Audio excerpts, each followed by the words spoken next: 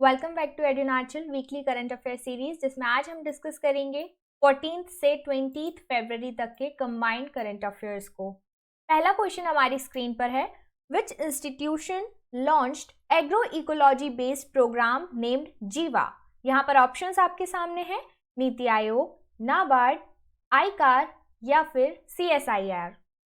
So here the correct answer is option number B, NABARD, क्योंकि ये जो प्रोजेक्ट है ये एग्रो इकोलॉजी से रिलेटेड है और एग्रीकल्चर से बेस्ड जो प्रोजेक्ट्स होते हैं उनकी फंडिंग और उनका मैनेजमेंट देखता है नाबार्ड, जिसका फुल फॉर्म है national bank for agriculture and rural development. तो मेन फोकस इसका है एग्रीकल्चर और रूरल डेवलपमेंट पे। इन्होंने एक प्रोग्राम लॉन्च किया जिसका नाम रखा है जीवा, राइट। इसका जो एम होगा वो है नेचुरल फार्मिंग को प्रमोट करना।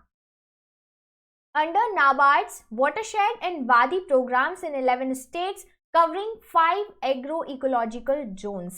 So it aims to nudge the farming community towards the natural farming, because you all know that कि जो हमारा अभी natural farming से हट के जो हमने रास्ता अपनाया उसमें जो भी चीज़ें यूज़ की जा रही है, जो टेक्निक्स यूज़ की जा रही है, वो आने वाले समय में बहुत ज़्यादा घातक हो सकती है। सो नेचुरल फार्मिंग को प्रमोट करने के लिए ये जो प्रोग्राम है वो लॉन्च किया गया है। डिटेल में बात करेंगे नाबार्ड के बारे में। NABARD is a development bank focusing primarily on the rural sector of the country. जैसा कि इसके नाम में है, एग्रीकल्चर और रूरल डेवलपमेंट पे ये फोकस करता है। एपेक्स बैंकिंग इंस्टीट्यूशन है ताकि एग्रीकल्चर और रूरल डेवलपमेंट के जो भी प्रोजेक्ट्स होंगे उन्हें फंडिंग और फाइनेंशियल स्टेबिलिटी भी ये प्रोवाइड करेगा। हेडक्वार्टर कहाँ पे है? मुंबई में। और इसकी जो रिस्पॉन्सिबिलिटी है ये मेन फोकस करती है स्मॉल इंडस्ट्रीज, कॉटेज इंडस्ट्री और दूसरे जो विलेज या रूरल प्रोजेक्ट्स हैं उन पे, राइट। स्टैट्यूटरी बॉडी है, यानी पार्लियामेंट के एक्ट से इसे बनाया गया 1982 में under parliamentary act national bank for agriculture and rural development act 1981। तो एक्ट आया 81 में और इस बॉडी को स्टैब्लिश किया गया 1982 में। Remember the name of the project, Jiva. Next question is, Security Printing and Minting Corporation of India Limited functions under the aegis of which institution? The answer here is option number B, Ministry of Finance के अंदर काम करता है SPM CIL। और यहाँ पर जैसे कि नाम से क्लियर है, security printing and minting corporation. Minting यानी ढालना, सिक्कों की जो ढलाई होती है उसे हम मिंटिंग बोलते हैं, कॉइन मिंटिंग, और साथ ही साथ प्रिंटिंग। तो इस पे फोकस करता है ये ऑर्गेनाइजेशन या ये जो कंपनी है SPM CIL India limited. It is a government printing and minting agency और ये फंक्शन करती है मिनिस्ट्री ऑफ फाइनेंस के अंतर्गत। ये होली ओन्ड मिनी रत्न कंपनी है गवर्नमेंट ऑफ इंडिया की, जिसे इनकॉर्पोरेट किया गया था 13 जनवरी 2006 में, लेकिन इसने फंक्शन करना स्टार्ट किया था फरवरी से, राइट, 10 फेब से 2006 में। तो फाइनेंस मिनिस्टर निर्मला सीतारमण जी ने पहला कलर सोविनियर कॉइन पंचतंत्र पे रिलीज किया है on the occasion of 17th foundation day of security printing and minting corporation of India limited. ये आप देख सकते हैं, आप सभी ने बचपन में सुनी होंगी पंचतंत्र की कहानियां। तो पंचतंत्र की जो कहानियां हैं उन्हें डिपिक्ट करके ये कलरफुल कॉइन्स मिंट कराए गए हैं 17th फाउंडेशन डे पर। तो रिमेंबर, आपसे पूछा जा सकता है कि कौन सी स्टोरीज या क्या इन कॉइन्स पर दिखाया गया है। सो पंचतंत्र की stories. Next question is, which Indian state has the highest number of killings as a part of witch hunting as per NCRB?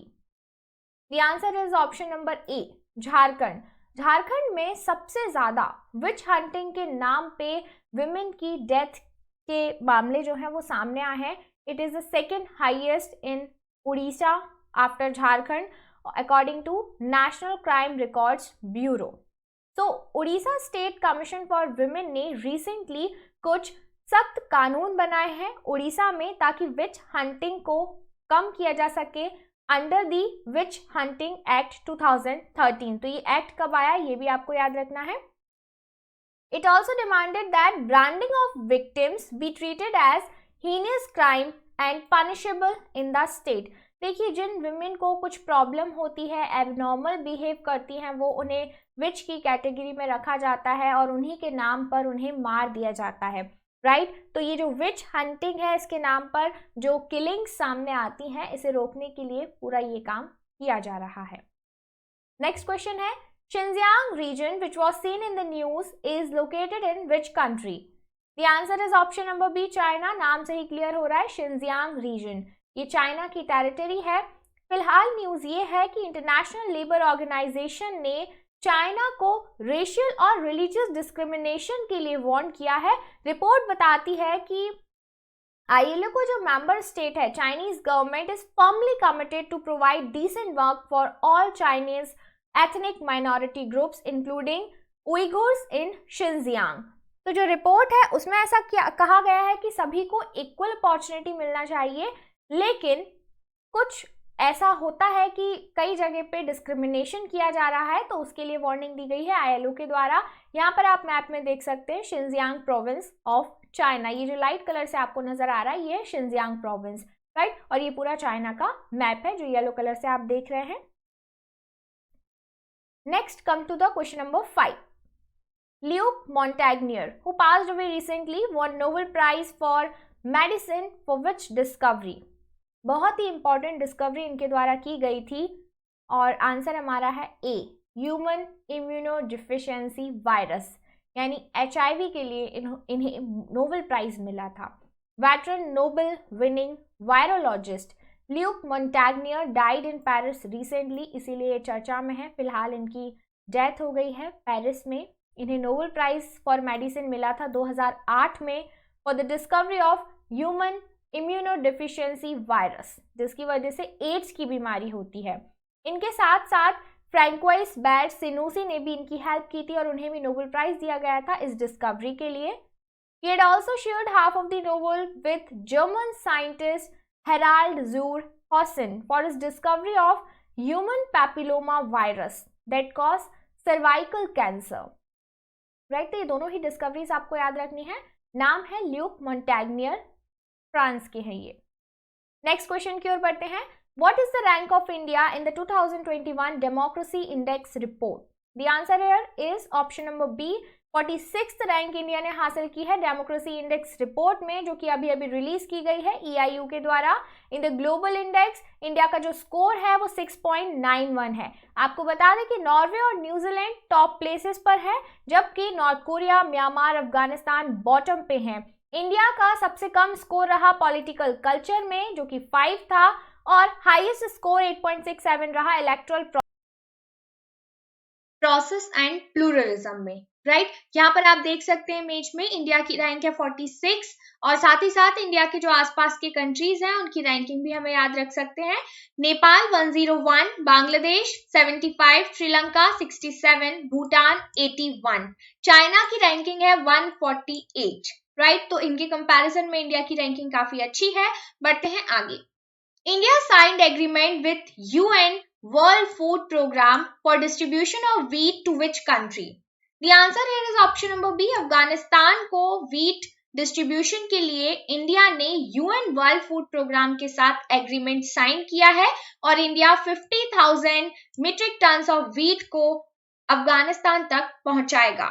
So India has committed to send relief to Afghanistan as a part of humanitarian assistance. और ये जो wheat है ये trucks के द्वारा पहुंचाया जाएगा पाकिस्तान में बाय रोड, राइट। रोम में हेडक्वार्टर है वर्ल्ड फूड प्रोग्राम का, और उन्होंने थैंक किया इंडिया को कि आप कितना अच्छा काम कर रहे हैं ह्यूमैनिटेरियन क्राइसिस से कॉम्बैट करने के लिए अफगानिस्तान की मदद करके। वर्ल्ड फूड प्रोग्राम के बारे में डिटेल में बात करें तो एक लीडिंग ह्यूमैनिटेरियन ऑर्गेनाइजेशन है जो कि लाइफ सेविंग और जो लाइफ में चेंजेस आ रहे हैं उनके लिए काम करता है। साथ ही साथ फूड को डिलीवर करता है, फूड असिस्टेंस प्रोवाइड करता है ऐसे देशों में जहां पर हंगर बहुत ज्यादा है। इमरजेंसी के समय में बहुत सारे रेस्क्यू ऑपरेशंस के साथ साथ जगह जगह खाने पहुंचाने का भी इनका काम है वर्ल्ड फूड प्रोग्राम। और ग्लोबल लेवल पे कम्युनिटीज के साथ मिलकर न्यूट्रिशन और रेजिलियंस बिल्डिंग में ये काम करते हैं। इसका जो एस्टैब्लिशमेंट हुआ था वो 1961 में by Food and Agriculture Organization and United Nations General Assembly, headquarter Rome Italy में है। ये मेंबर है United Nations Sustainable Development Group का, जो कि कोलिशन है यूएन एजेंसीज एंड ऑर्गेनाइजेशंस का, और क्योंकि सस्टेनेबल डेवलपमेंट ग्रुप है ये, तो ये फोकस करते हैं कि जो हमारे 17 सस्टेनेबल डेवलपमेंट गोल्स हैं उनका फुलफिलमेंट हो सके, और साथ ही साथ जो वर्ल्ड फूड प्रोग्राम है ये भी हंगर को एंड करने का टारगेट लेके चल रहा है 2030 तक, ताकि हम पूरे वर्ल्ड में फूड सिक्योरिटी को अचीव कर पाए और न्यूट्रिशन को इम्प्रूव कर सके। World Food Program assists 88 countries and has assisted 97 million people in 2019, which is the largest number since 2012. Next question is, Medaram Jatra is a fair celebrated in which Indian state? In the answer here is option number B, Telangana.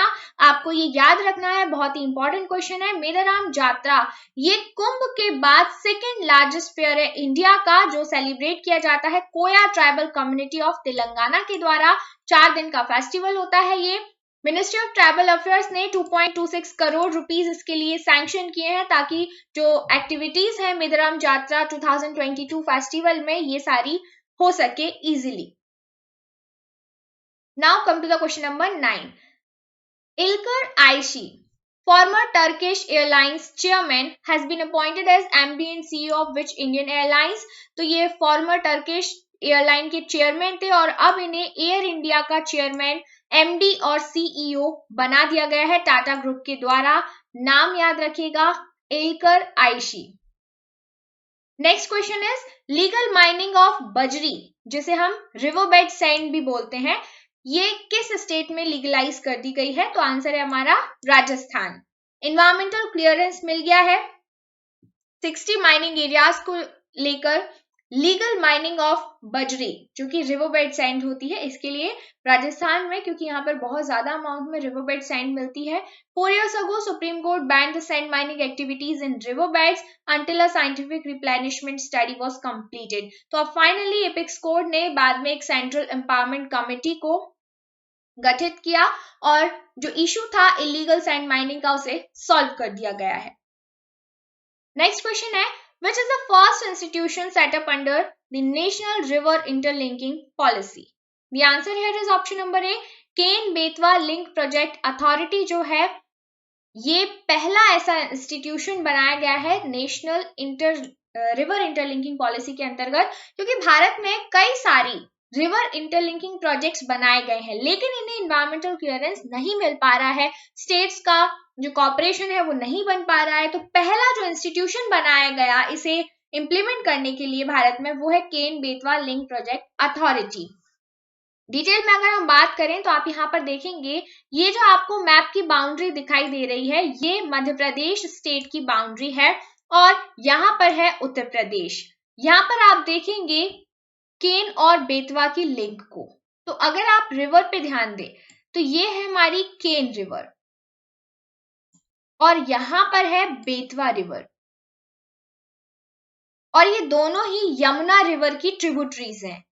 अब यहाँ पे मैंने इसे highlight कर दिया, आप देख सकते हैं केन और बेतवा, इन दोनों को इस पाइपलाइन के थ्रू लिंक किया जा रहा है। लिंक करने से क्या होगा, जो केन का पानी है, एक्सेस वाटर है, उसे बेतवा में ट्रांसफर किया जाएगा, क्योंकि बेतवा रिवर जहां से फ्लो करती है इस एरिया में ऐसे बहुत सारे डिस्ट्रिक्ट्स हैं जहां पे वाटर की स्कैरसिटी है, बहुत ज्यादा ड्रॉट कंडीशंस हो जाती हैं। जैसे आप यहाँ पे देखेंगे जो रीजन्स कवर हो रहे हैं वो झांसी, बंडा, ललितपुर, टीकमगढ़, छतरपुर, ये सारे रीजन्स कवर हो रहे हैं, कुछ यूपी के और कुछ एमपी के। तो इन रीजन्स में, बुंदेलखंड रीजन में वाटर की स्कार्सिटी से निजात पाने के लिए इन दोनों को लिंक किया जा रहा है। लेकिन अब चैलेंजेस भी हैं। कुछ चैलेंजेस क्या है, पहला तो पॉलिटिकल चैलेंज आता है कि जब ये इंटरलिंकिंग प्रोजेक्ट को इम्प्लीमेंट करेंगे तो इसमें बहुत ज्यादा खर्चा आएगा, इतनी फंडिंग कहाँ से आएगी, ये इशू है। दूसरा एनवायरमेंटल इशू है, जो एनवायरमेंटलिस्ट हैं वो कह रहे हैं कि अगर आप ये इंटरलिंकिंग प्रोजेक्ट बनाओगे तो इससे एनवायरमेंट को नुकसान होगा। क्यों? क्योंकि यहाँ पर आप देखो, ये जो केन रिवर है इसके बीच में है पन्ना टाइगर रिजर्व। पन्ना टाइगर रिजर्व का जो कोर एरिया है, बफर जोन है, यहां से ये पास होती है और इस एरिया को अगर छेड़ेंगे तो जो टाइगर रिजर्व वाला एरिया है वहां पे उनके नेचुरल हैबिटेट को भी नुकसान हो सकता है और काफी अमाउंट में जो टाइगर्स हैं उनको परेशानी हो सकती है। दूसरा इसका फायदा भी बताया जा रहा है कि जब ये इंटरलिंकिंग प्रोजेक्ट स्टार्ट होगा तो पन्ना टाइगर रिजर्व के ऐसे भी कुछ रीजन है जहां पे पानी नहीं है तो वहां पे पानी पहुंचाया जा सकता है, क्योंकि यहाँ पे कुछ कैनाल्स बनाई जाएंगी और एक धौधन डैम का भी कंस्ट्रक्शन किया जाएगा। ये देखिए पन्ना टाइगर रिजर्व के बिल्कुल पास यहाँ पे धौधन डैम बनाया जाएगा। तो इसके कुछ मेरिट्स भी हैं, कुछ डिमेरिट्स भी हैं, लेकिन मेरिट्स ज्यादा सामने आ रहे हैं, इसीलिए इस इंटरलिंकिंग प्रोजेक्ट को चालू करने का या इंप्लीमेंट करने का क्लियरेंस दिया जा रहा है। तो रिमेंबर बेतवा और केन ये दोनों ही बहुत इंपॉर्टेंट रिवर है स्पेशली मध्य प्रदेश की, और ये यमुना रिवर की ट्रिब्यूटरीज है जो यूपी में यमुना रिवर से जाके मिलती हैं। बढ़ते हैं अगले क्वेश्चन की ओर। Which country holds the presidency of G20 in 2022? The answer is option number B. Indonesia presidency hold करता है G20 की 2022 में। G20 second finance and central bank deputies meeting produced a communique draft containing a long-term economic recovery strategy to tackle future pandemics. इस साल जो theme रखी गई है वो है Recover Together, Recover Stronger. Now come to the question number 13. Crimson rose, which was seen in the news recently, belongs to which species? नाम से आपको लग रहा होगा कि ये रोज की या किसी फ्लावर की स्पीसीज है, लेकिन क्रिम्सन रोज एक बटरफ्लाई की स्पीसीज है, जैसा आप इमेज में देख सकते हैं। बहुत ही खूबसूरत बटरफ्लाई है जो कि ब्लैक, व्हाइट और क्रिम्सन कलर से मिलके बनी हुई है इसकी बॉडी और विंग्स पे। It belongs to swallowtails Papilionidae family and they are known to migrate along the coast, inland and cross the sea often. यानी समुद्र पार करके इतना ज्यादा लंबा माइग्रेशन ये करती है। Okay, so recently क्यों न्यूज में है? Thousands of crimson rose butterflies were seen flying from Dhanushkodi at the southernmost tip of Rameshwaram, Tamil Nadu island towards Sri Lanka. तो ये रामेश्वरम से श्रीलंका तक बहुत सारी जो बटरफ्लाईज है वो माइग्रेट करती हुई नजर आई। That's why it is in news recently. Next question is, world's first woman was cured of HIV through which process? The answer is option number A. Stem cell transplant के द्वारा दुनिया की पहली women को HIV से cure किया गया है। US woman is said to have become the third person in the world to be cured of HIV and she is also the first woman to be cured with stem cell transplant. So women is a leukemia patient. Leukemia is a type of cancer. तो ये cancer से ग्रसित थी और इन्हें stem cell transplant की जरूरत थी। तो जब इनका स्टेम सेल ट्रांसप्लांट किया गया तो नेचुरल रेजिस्टेंस हुआ एड्स कॉजिंग वायरस के लिए। तो फाइनली ये रिसर्च सामने आती है and umbilical cord blood transplant was done as a part of her cancer treatment. तो इससे बहुत ज्यादा हेल्प मिलेगी आने वाले समय में। इस थेरेपी के थ्रू HIV से भी हम निजात पा सकते हैं जिसका अभी तक कोई भी इलाज नहीं था। Come to the question number 15. Where is the headquarters of United Nations Conference on Trade and Development located? The answer is option number A. Geneva में हेडक्वार्टर है यूनाइटेड का और इसे एस्टैब्लिश किया गया था 1964 में। एम क्या है? ट्रेड को प्रमोट करना डेवलपिंग कंट्रीज में। बात क्या है करंट में?